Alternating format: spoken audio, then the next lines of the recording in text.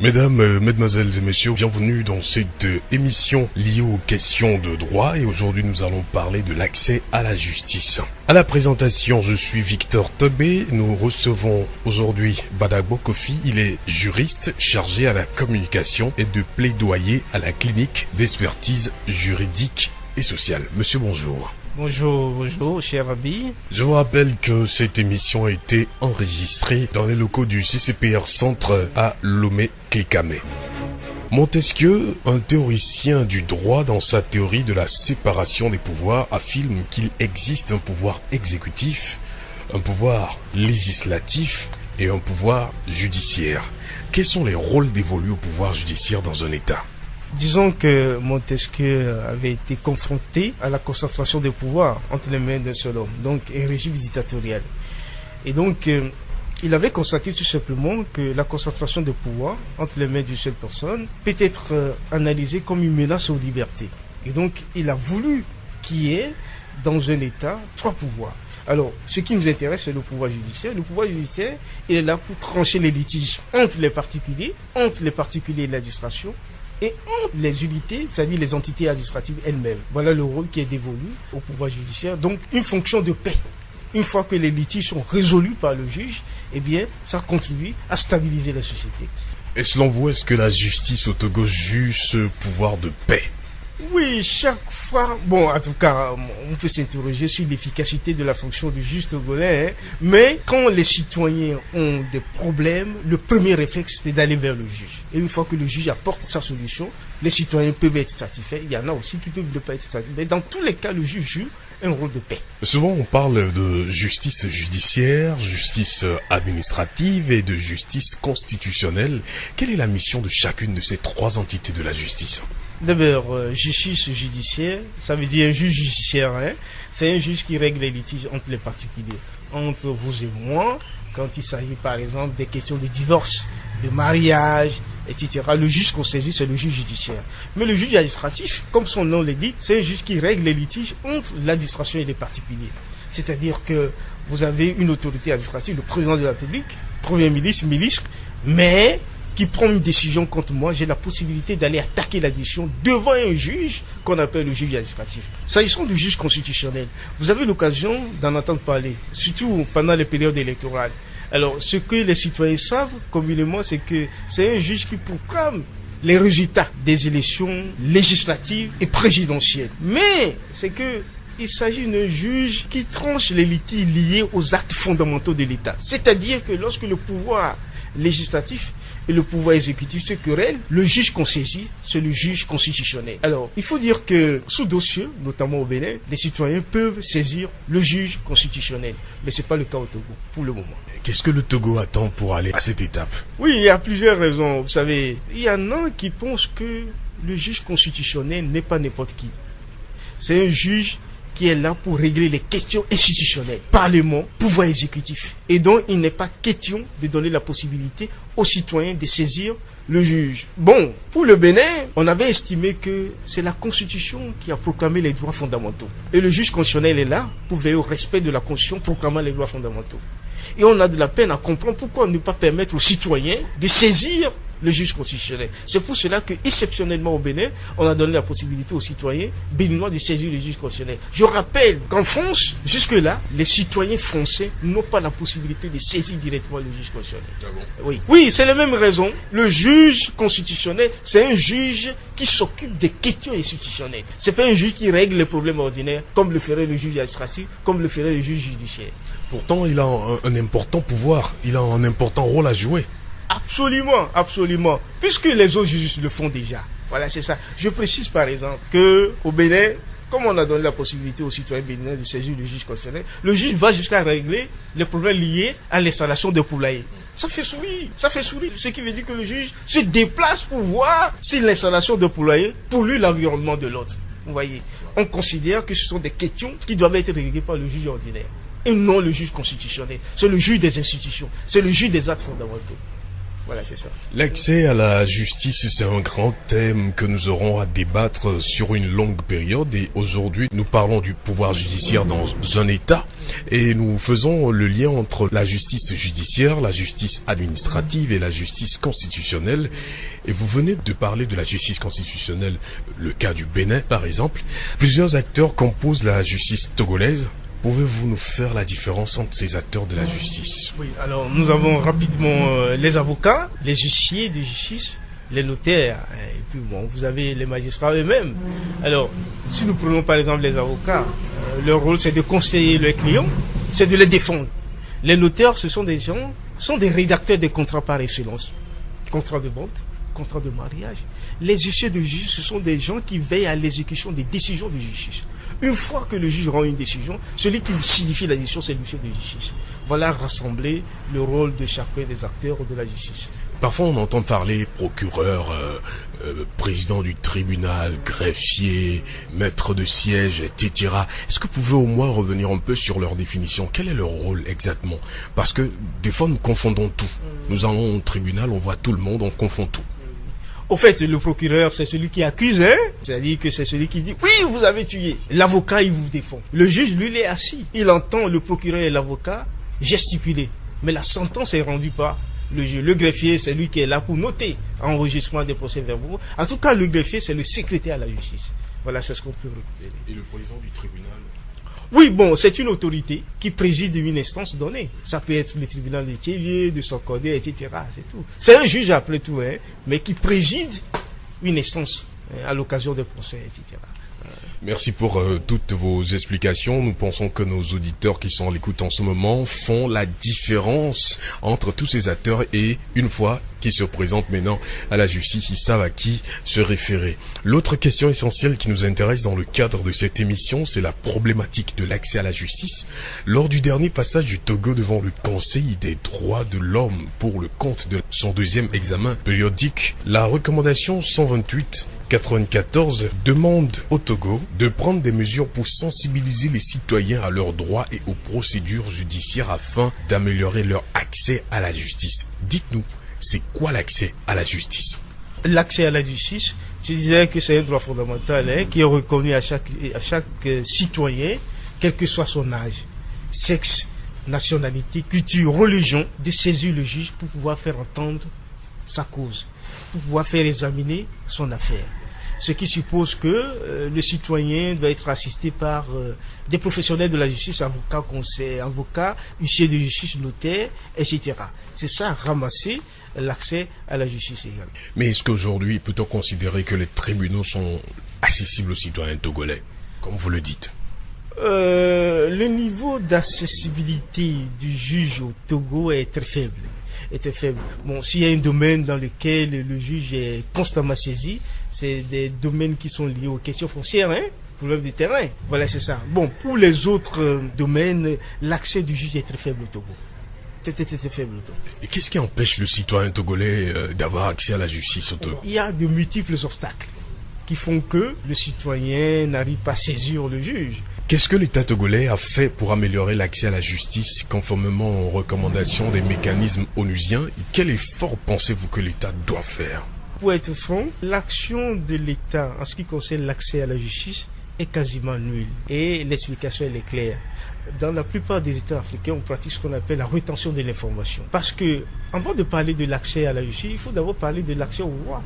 C'est celui qui est informé sur ses droits qui peut saisir le juge. Vous me comprenez? Et donc, pourquoi est-ce que l'État, qui prend des décisions violant les droits des citoyens, va faire en sorte qu'il y ait amélioration de l'accès à la justice pour amener les citoyens à attaquer ces décisions? Vous voyez? Donc, il faut maintenir plutôt les populations dans l'ignorance.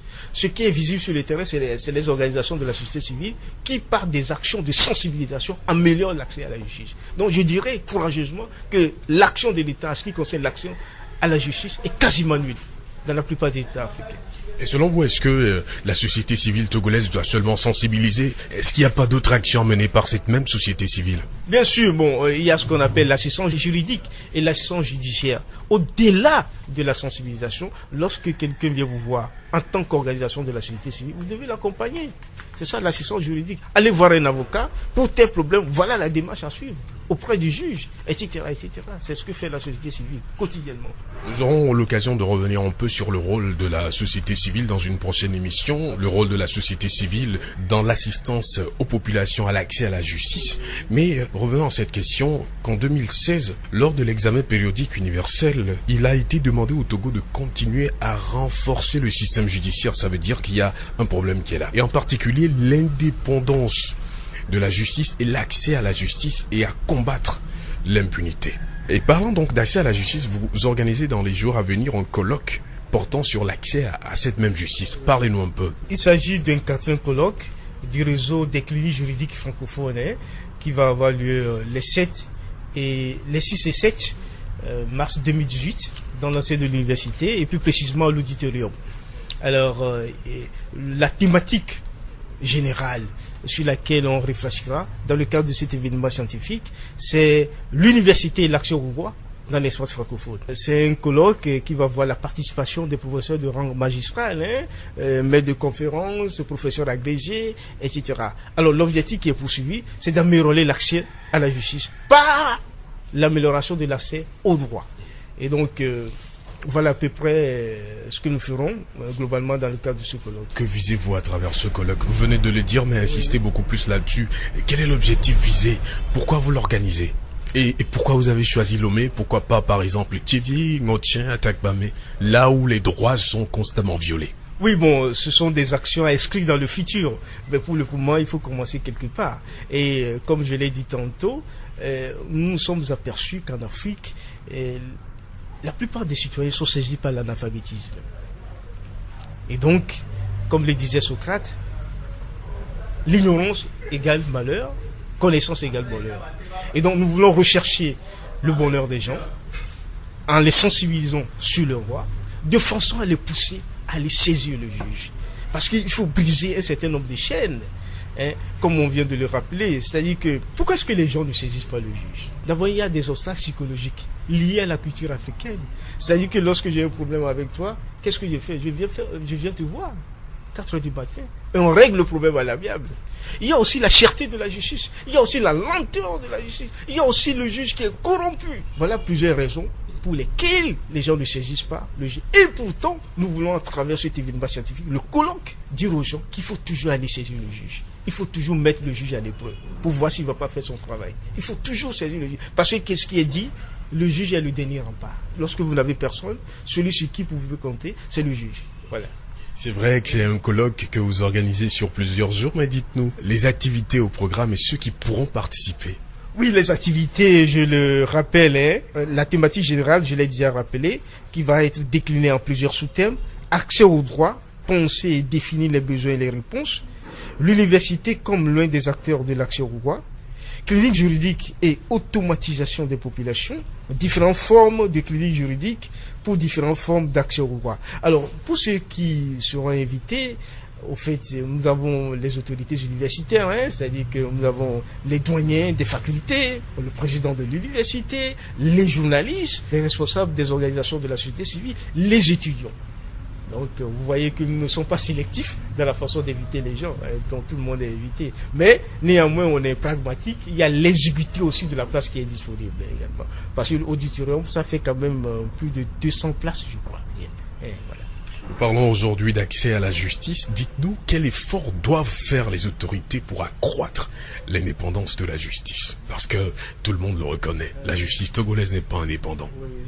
Au fait, quand on me pose des questions sur l'indépendance de la justice, les textes sont là. Les textes renforcent l'indépendance du juge. Mais quelle est la pratique qui est faite? Donc, l'indépendance du juge, c'est dans la tête du juge lui-même. Il faudrait que le juge conquiert son indépendance. Et il y a une précision de taille qu'il faut faire. C'est-à-dire que quand on parle de la menace qui est faite à l'indépendance du juge, on pense toujours à l'État. Non, nous avons les particuliers aussi qui menacent l'indépendance du juge. Parce qu'il suffit seulement de lui donner de l'argent. Si vous êtes riche, vous pouvez corrompre le juge de façon à agir négativement sur son indépendance. Et donc, c'est une affaire de longue haleine. On doit compter sur la probité morale du juge. Sinon, les tests sont là.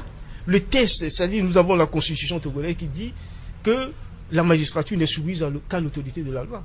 Donc, vous avez une constitution qui soustrait le juge de toute pression. Et puis, cette constitution pose le principe de l'inamovibilité du juge. C'est-à-dire qu'on ne peut pas affecter le juge sans son consentement. Mais il y a ce qu'on appelle les affectations punitives. Donc, les textes sont beaux. Mais la pratique qui est faite des textes, c'est ça le problème. Donc, le juge doit lui-même conquérir son indépendance chaque jour. Et nous, citoyens, nous devons aider le juge à être beaucoup plus indépendant. Aujourd'hui, on parle plus de impunité, lutte contre l'impunité. Quel lien peut-on faire entre l'indépendance de la justice et la lutte contre l'impunité? Si vous avez été victime des situations de violation des droits de l'homme, traitement inhumain et dégradant, mais celui que vous devez saisir, c'est le juge. Mais si le juge lui-même n'est pas indépendant vis-à-vis du pouvoir, parce que les actes inhumains et dégradants sont l'œuvre des agents de l'État, notamment la gendarmerie, la police et l'armée. Mais si le juge lui-même n'est pas indépendant vis-à-vis du pouvoir politique, qui protège la force publique, et bien évidemment, les crimes commis resteront impunis. D'où la nécessité de renforcer l'indépendance du juge, de faire en sorte qu'on puisse lutter contre l'impunité. Donc le lien est clair. C'est indiscutable, le lien est clair. L'indépendance de la justice est-elle finalement une artésienne, un vœu, ou peut-on rêver à sa réalisation un jour? Oui, vous savez, même dans les pays à démocratie avancée, un juge indépendant à 100% n'existe pas. C'est un vœu pieux. Mais un juge indépendant à 50%, là, on peut le concéder. Mais c'est que le problème chez nous en Afrique, on ne fait pas l'effort pour être indépendant même à 1%. Donc il faut quand même qu'on travaille pour que le juge conquiert son indépendance. Et d'ailleurs, l'environnement aussi doit jouer, puisque l'environnement français, c'est pas le même environnement togolais. Donc, vous voyez que l'indépendance même du juge est tributaire de l'environnement dans lequel il officie. Vous prenez le juge français, pour venir officier au Togo, il fera les mêmes bêtises. Et donc, la question de l'indépendance, c'est une question de longue haleine. Il faut toujours la rechercher. Nous, citoyens, et même les pouvoirs publics, devons aider le juge à être indépendant chaque jour. Vous, en tant que professionnel de droit et en même temps défenseur des droits de l'homme, quel est votre appel aujourd'hui à la population qui est victime de violations de droits, de ses droits? Non, il faudrait que d'abord les citoyens aient le courage de saisir le juge. Il ne faut pas que les citoyens se laissent entourer de certains nombres de préjugés, juge corrompu, justice lente. Il faut avoir le courage de saisir le juge. Maintenant, l'État aussi doit faire son travail. Celui qui consiste à former les individus, à former les citoyens, à éduquer, à informer les citoyens, et même à introduire dans le système éducatif l'enseignement des droits de l'homme. C'est très important. C'est ce que je pourrais dire à l'endroit des populations. Et la société civile? Oui, la société civile fait déjà son travail. Celle qui consiste à sensibiliser les populations, celle qui consiste à les former, celle qui consiste à leur fournir l'assistance juridique et judiciaire. Il faudrait que la société civile continue toujours par faire de pareilles actions. Voilà. Monsieur Badagbo, merci. Merci à vous de même. Je rappelle que vous êtes juriste chargé à la communication de plaidoyer à la clinique d'expertise juridique et sociale. Et c'est vous que nous avons reçu dans cette émission aujourd'hui pour nous parler de l'accès à la justice. Et vous serez toujours avec nous dans les prochains jours pour parler d'autres thèmes liés aux questions de droit. Auditeurs et auditrices de Radio Horizon, je vous rappelle que cette émission a été réalisée au Centre de documentation et de formation sur les droits de l'homme de CCPR Centre à Lomé-Clicamé. Les questions ont été posées par Victor Togbe, réalisation Gaëtan Mouzou. Très bonne suite.